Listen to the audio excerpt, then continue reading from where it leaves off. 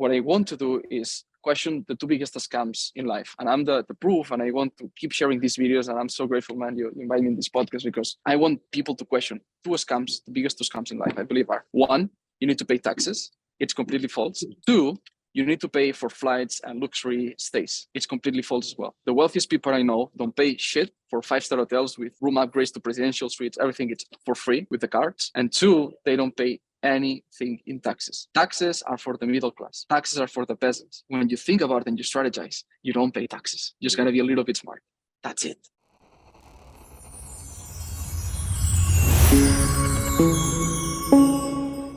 What's happening, everybody? I got a really special guest here tonight. This guy's a wizard when it comes to taxes, when it comes to credit, when it comes to getting the best rewards from credit cards, everything in between. I mean, this is the man, and I'm not only a fan of your content, but I'm also somebody that I've worked with you. I'm extremely happy with what you've done for me so far, which, I mean, I don't want to get too much into detail, but everything was the way you run your company too. It was very impressive and organized as well. So I think that in addition to like talking about what you actually do for people, maybe if we can have some time also, maybe you can also speak about how you run your business, because it's very organized and it's very clean and so well put together, from like your videos, your modules, your SOPs and everything. I was very impressed, which is good, because when I refer you to people and I know that they're going through a service like that, then it makes me look good, you know. And whenever you refer business to somebody, it's a reflection of you and your judgment, right? Because referring somebody to a bad service, it can actually ruin your relationship. I've had that too. I referred somebody to an accountant, and the accountant ended up not being as good, and I look bad, and it kind of hindered that relationship.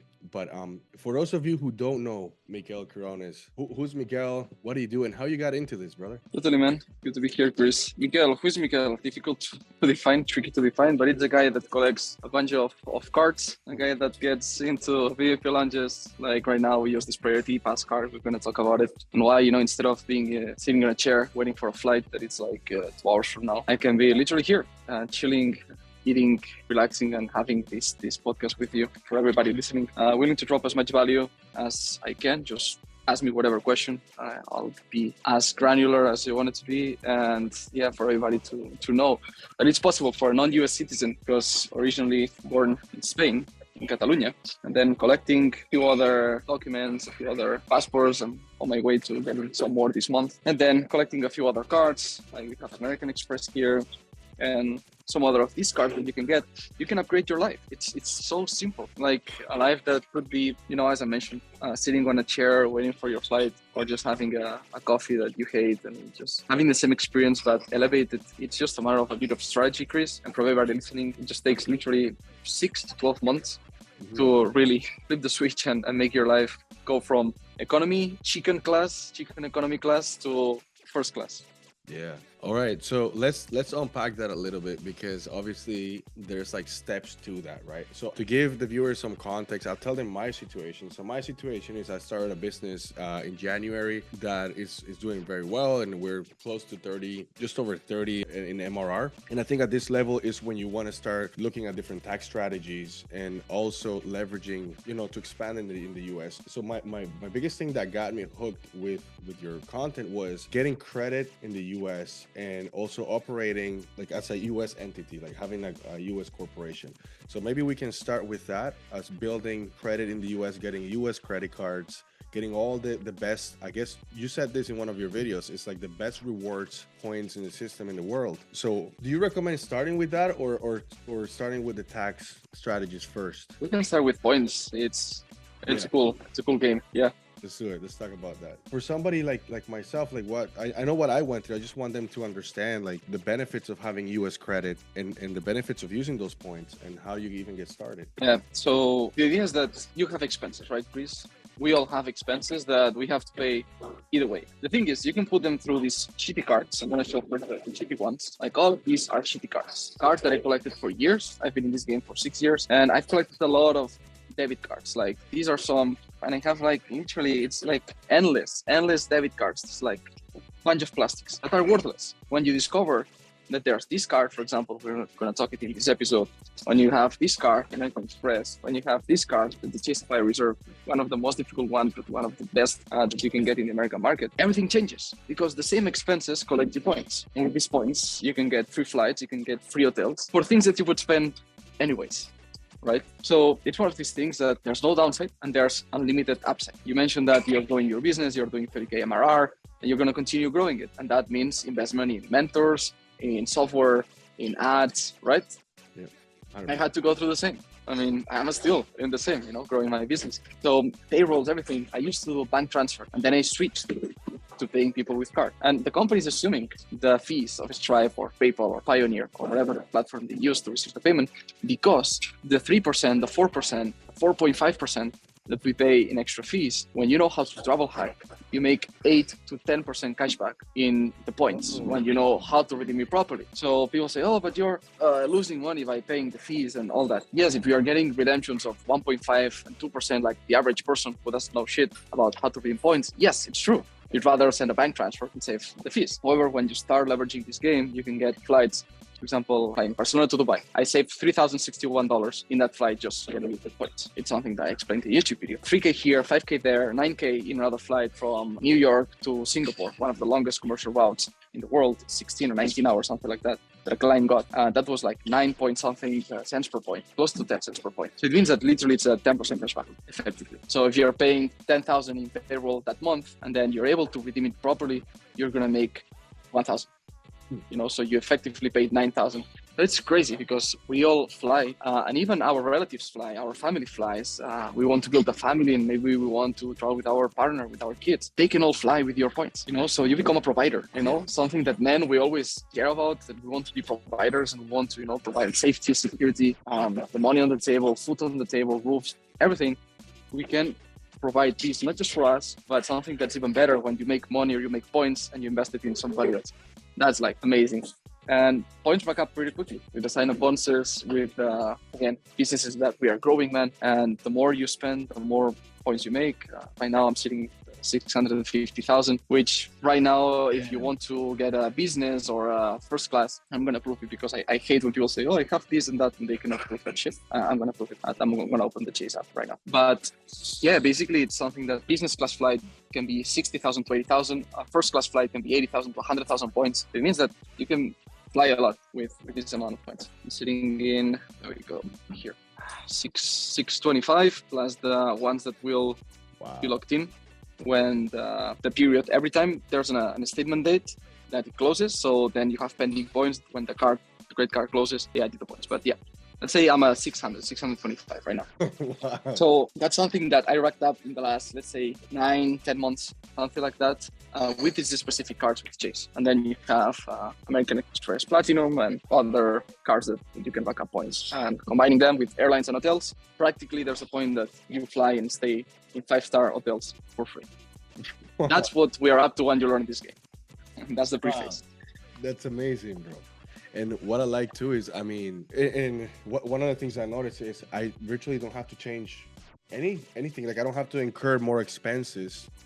It's just going at my expenses in a different route and being more strategic about it. And then that allows you to, like, I mean, you can use those points to travel for more business. You can bring somebody, you can fly your mom to like your city first class from back home, and family members and whatever. What a life.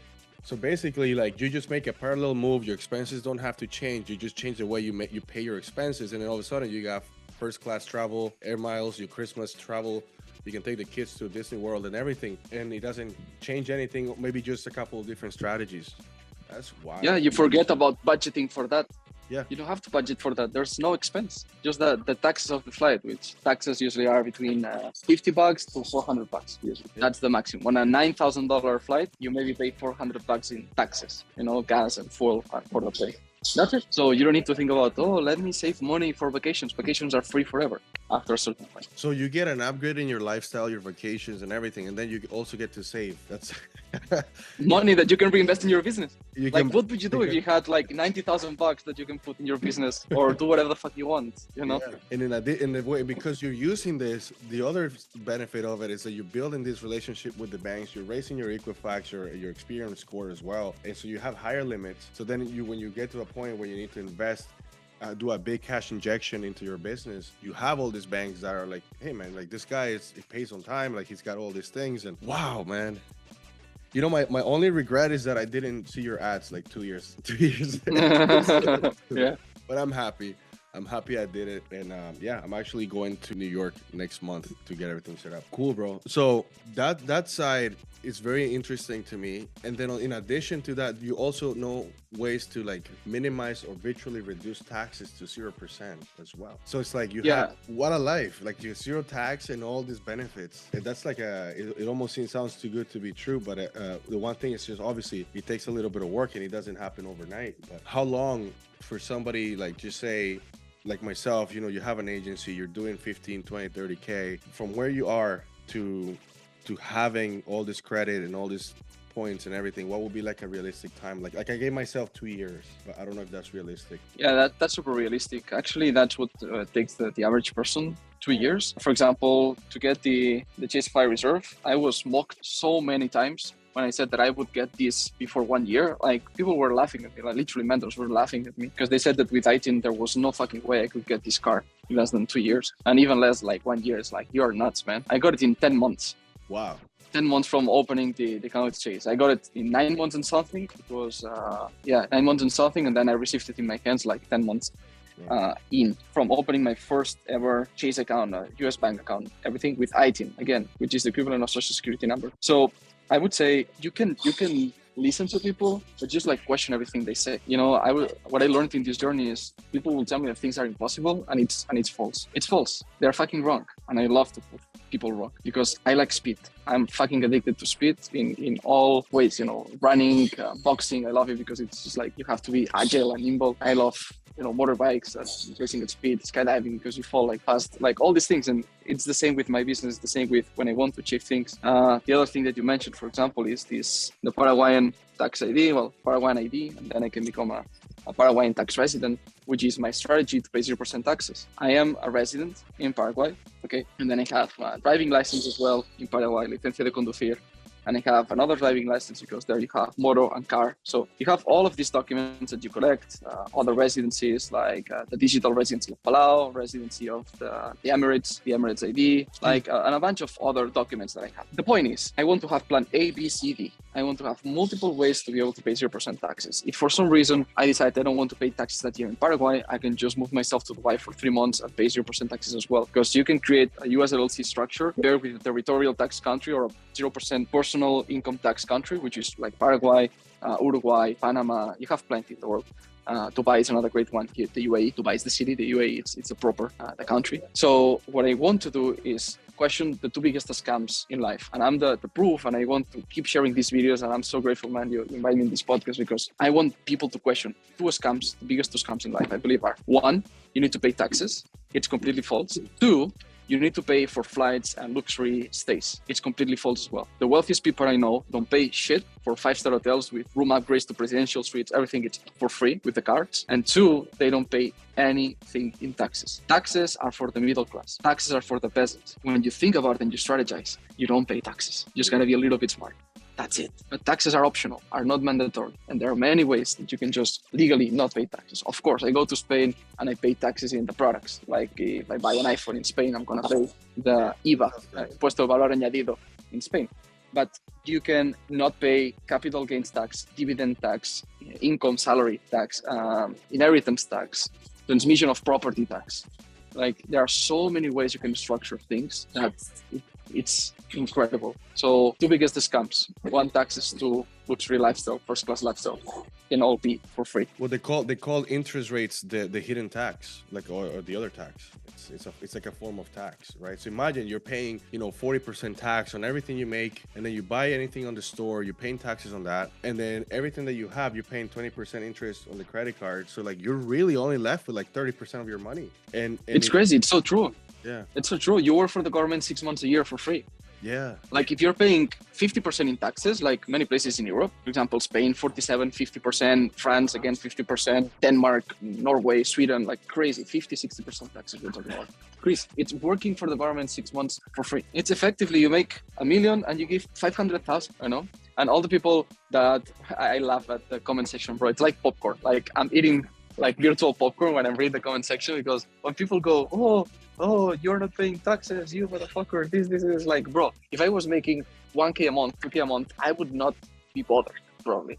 Like to pay 25% in taxes, or 21, which is the lowest in Spain. But if you were making, I'm thinking the one who's making the comment, if you were making $1 million a year and you were paying $500,000 in taxes, would you make the same comment? No, of course. So it's always the people below you that are going to criticize you. But I've never heard anybody wealthier than me, wiser than me, that criticize me for doing what I'm doing. Correct. The critics always come from the bottom, not from the top. And the people from the top will grab you and be like, come with us. You know what's funny, man? One of the things that like it really gets to me is the people that live off the government. So they're getting like, in Canada, it's very like almost like socialist, bro. Like you have two choices in Canada. Like if you don't have a skill, like you don't have a trade or something, you can work for minimum wage. Let's just say working at Walmart or McDonald's or whatever, and you make on average $2,500, $3,000 a month. But if you don't want to do that and you want to stay home, you can stay home and get $2,500 a month. It's the exact same. So we're not incentivized. This is why they had to bring a bunch of people from like India and stuff, because no one wants to do those jobs, right? But what's funny to me is you're criticizing this person that's making $1 million a year because they're paying 5% taxes, but you're getting 100% of your money from the government. So you're actually, at least this guy is a positive. You're not completely negative. Like you're costing the government $3,000 a month. A lot of these people, I don't understand the logic behind that. It's like you're criticizing a man for paying less taxes, but you take 100% of your money from the government. It's just, where is your logic? Like it's mind-boggling to me. It's I don't get it.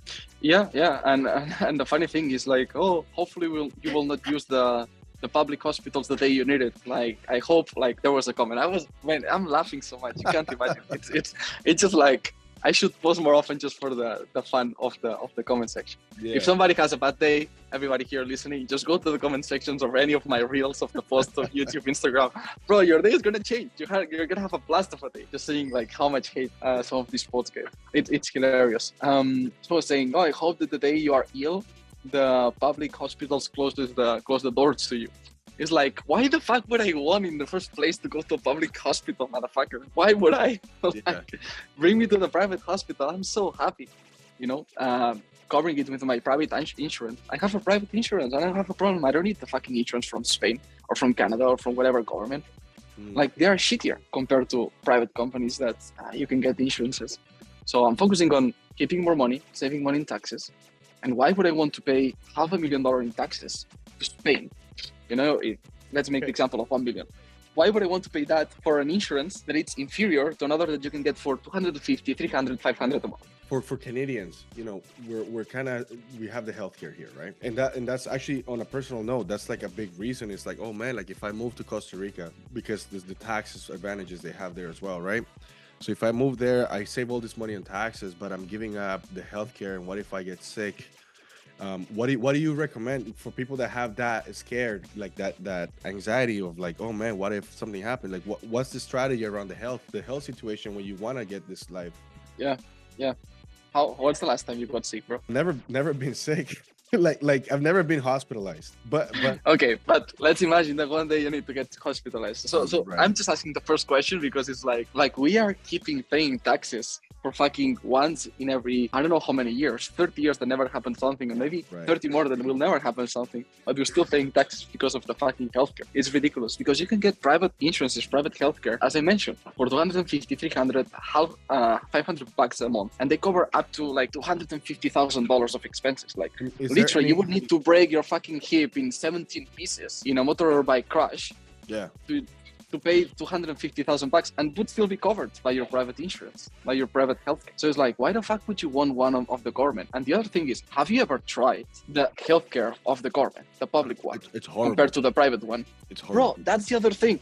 Like, there's a 12-hour friend of wait. mine that he's living in Dubai. Chris, he's living in Dubai, and we were joking so much because he's from Canada, right? He left Canada and now he's happily paying 0% tax in Dubai. And he said, once I had to go to the public healthcare in Canada because I had some emergency, like something happened to the finger or whatever. He had to go to the emergency. I was waiting for so long that it would be faster to get a doctor's degree myself and after 8 years cure my fucking finger. You know, like he was just waiting there for ages. Like he got, I don't know how many hours he had to wait, and then he had to come the next day. It's like terrible, bro, terrible. Another example, there was somebody from Serbia, right? Came to Spain and she had a problem, an emergency. She had to go to the emergency room. She had some cat that was getting infected, blah, blah, blah. And the thing is, when she arrives to the counter in the reception of a hospital in Barcelona, she's like, I need to get this done. And I need an emergency for this cat.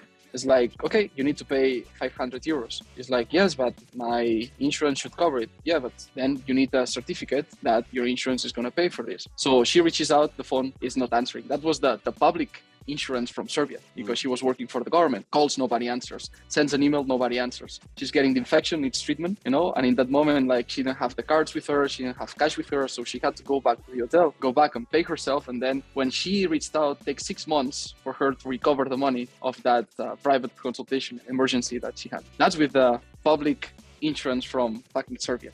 Wow. You know, it's like, yes, let's pay taxes for this great public healthcare, this health insurance. But, you know, she had to pay the money up front. Nobody was picking the phone. Nobody was responding to the email. And when she gets the refund, it's 6 months later. Hopefully, she's going to get it. She's still waiting for it. Wow. Hopefully, she's going to get it after 6 months. So the question is, are you really investing in, you know, the public governance to save your life? Are you really investing in those motherfuckers to, you know, solve your issues when shit hits the fan? That's a big issue. That me, it's like a mental barrier. It's like, oh, I'm giving up on this, but it's like, I don't know, man. I'm last year. Make the math. Make the math. Because last year, bro, I got bit by a dog. There was two dogs fighting. I broke up the fight, and the dog bit me. He didn't attack me, but he bit me, and I was bleeding, and I needed stitches. I could clearly see that it was ruptured. I go to the hospital, bro, and they're like, okay, they triage me and they like, have a seat. And I waited like 45 minutes and my hand is bleeding. So I go tell the lady on the front door. She's like, I'm like, look, like it's bleeding. And she's like, yeah, but you have to wait. And I'm like, okay, but you don't have like a first aid kit, like with like gauze and alcohol? No. Like, she's like, no, you have to wait. Like, I can't help you. I'm just here answering phones. I'm like, that's crazy. So I go outside and I see her ambulance coming in. And when the guy comes out, he goes for a cigarette. And I'm like, buddy, like, I'm bleeding and I'll be waiting for an hour. Can you like do something? And he did it because like, he was my age. He was a cool guy. He didn't have to do it, but it's like, bro, like, and on average, you have to wait like 12 hours here to get any type of service. Here's how bad the healthcare in Canada is. It's now down to only one concern per phone call, per appointment. So you have to book the call for the doctor. And if you say, okay, I don't want to wait. I don't want to like just talk about these 3 things. So like I have really bad allergies, like seasonal allergies, right? But if I have, for example, like 2 things that I have to talk about, I have to book 2 appointments. And let's just say like, I need, it's so bad. It's like, why, bro? Like, you're right here. I just need an antihistamine and I need something for my ear infection because my ears are, I have to book 2 appointments, and every appointment is a drug. So I'm like, this is a funnel. This is a lead funnel. Doctors are lead funnels for marketing for drug companies. Every what's it called? Every doctor appointment is like a sales call for a close on some type of drug. It's just such a scam. You talk about 100% being a scam. Healthcare is just a huge scam too. I agree, bro. And also the question that I'd like you to think about is, if that was a private company, imagine that you're paying and that's the treatment you receive through that private insurance. Oh, yeah. What would you do? Yeah. Would you continue like working with them and you'd be like, fuck you guys? No. I'm just finding another one. Then why are we so tolerant? Why are people so tolerant when it's the government healthcare, when it's the government insurance, right? Yeah. Why? You know, and I've come up with the conclusion that it's just like mass pressure, social pressure. Because everybody does it. everybody does. It's like, all right, I'm not going to be the one different. So it's like you have to push against the river flow. You know, to go, contra corriente. You need to go against the water and everything to just realize that, bro, it makes no fucking sense. Numerical, time-wise, hassle-wise, like the type of treatment of service that you receive, like it's just shit, bro. It's shit. Like private companies are fucking much better in any possible metric you can compare. Find me a government agency like a healthcare or government doctor or practice on Google that has more than 3-star reviews. They don't. Find me a government hospital that has more than 3-star Google reviews. They all have like hundreds of negative reviews. Anything by the government, it's bad. You know what's crazy? It's the most expensive, because if you think about your taxes, it's so bad. Correct. So imagine, man, when you start making money, right, and you pay 50K in taxes, 60K, 100K. Think about that. What can you do with that money if you didn't pay it to the government? Like, you could easily pay $500 a month for a super bougie, fancy insurance, because for 200 you can get great ones. Yeah. Great ones for $200 a month. So imagine with $100,000 that you would save in taxes. And then imagine that you're saving 250, $500,000, 2 million, 10 million, whatever it is. The more money you make, and by doing the things that we were saying at the beginning, having these cards that you stop paying for flights and things like that, so you keep more money in your pocket, you start thinking about it. It's like, how can I just escape this, and how can I make a custom-made reality? How can I create a life in my own terms? A bespoke solution, a first-class lifestyle that we talk about with our company, First Class Citizen. It's about creating a first-class lifestyle. And it's much easier and much better, the end result, I believe, when you just spend a little bit more time thinking, designing it, making it custom for you. And when you make the numbers, when you make the math, you see that it's not that expensive. Create something better. You actually save money. Yeah. By creating bespoke solutions. The only two things is you need to know, where to look for, the service, you need to know the insurance, you need to know the name of this, and then you need to know the guy who knows the guy. That's what makes the complete difference. And usually those go intertwined, right? When you go know the guy who knows the guy who knows the guy gives you the name of that specific service that changes your life, and it's like, boom. For example, I knew the guy that recommended me, Mac, these fabulous backpacks, for traveling, compact, great. I love it. I'm not affiliated with them, but they make great products. Perfect. Yeah. So 6 years I've been traveling with this backpack all around the world. One broke, and I bought another one. The same model, same brand, same everything. And it came all from a guy that was traveling for many more years before I started traveling in November 2019, or a little bit before in 2019, from other trips. And he said, bro, this pneumatic backpack is fucking amazing. And then this insurance is fucking amazing. And you should get an American Express Gold. And you should get this and that. And one person just like built a setup for me in minutes on a cafe, just because he knew all of these things. Yeah. Because other people helped him, and because of his own research and this mastermind of other business owners traveling around the world, they all shared information. And he plugged all that operating system on my brain, just like changed my reality in a fucking 1 hour talk. So this is the power of, knowing the guy who knows the guy, and just knowing the tricks that I always say, there's a reality inside this reality. Yeah. It's like a keyboard. When you press Command and F, it generates something that if you didn't press Command, nothing would happen. But when you start making combinations of shortcuts and things like that, it's like a fucking cheat code. Yeah, it's a cheat code. There's a keyboard inside the keyboard. Yeah. There's when you play GTA, there's codes that you can create realities that if you didn't know them, you would not be able to play that or unlock that level or that feature. Yeah. So it's the same in this reality. And the only thing it's knowing it. Yeah, it's taking the red pill. Sorry, keep going. No, go ahead, man. Yeah, it's that. It's taking the red pill. So it's so interesting to me that you could be starting today, if you're watching this, in 2 years, you could be paying zero tax. You could have, I don't know, what will be like a healthy, realistic amount of credit, access to credit in the US in 2 years, like 100,000, 200,000? 250, something like that, if you do things properly. I would say in 1 year, in the next tax year, I mean, if somebody is already in June, let's say 1st of July, they will need to pay taxes that year, most likely in their current government. Yeah. But 6 months later, literally 6 months later, 1st of January, they can already be set up November, December of the previous year in a new jurisdiction, where from January 1st, or let's say April, depending on the country, if you are from the UK, whenever it changes the new tax year. From the next tax year, you can literally be paying 0% taxes. So it takes less than 2 years. It takes 6 months, maybe 7 months max. So in 7 months, let's say maximum, you can be paying 0% taxes. In 10 months, if you do things properly, you can get great cards that would allow you to travel the world for free. Less than a year, bro. It's just a matter of knowing what to do. I'm doing it. Yeah. That's it. So you can be like a first class, and it's almost like doubling your income if you go from paying 50% tax to 0% tax. You literally double your income. You have access to hundreds of thousands of Correct. cards. You get upgraded to first class to any hotel. Your lifestyle changes, and then now you have a lot of access and resources to things that you never had and you never thought possible. Like, man, like taking the kids to Disney World, wherever you are in life. If you're a young guy in your 30s and you want to bring that beautiful Colombian girl in first class to your condo in Miami, or you can do that too with your points. It doesn't matter where you are in life. You know what I mean? Wow. So obviously you guys, I mean, everybody can go through trial and error and try and figure this out on their own. I didn't go that route. I did a lot of research on Miguel, and I ended up hiring him and his company to help me and save me a bunch of time and mistakes. And I gotta say, bro, I'm really happy with everything. I got the ITIN as promised, faster than I was promised. I got the corporation. Everything is done. Whenever I have a question, it's right there in less than 24 hours. Sometimes in 2 hours, I get my answers right away. Where can people find you if anybody is looking into becoming a first work? In a VIP lounge. In a VIP lounge. Beautiful. Yes, or you always or travel. in like 7. One of the two.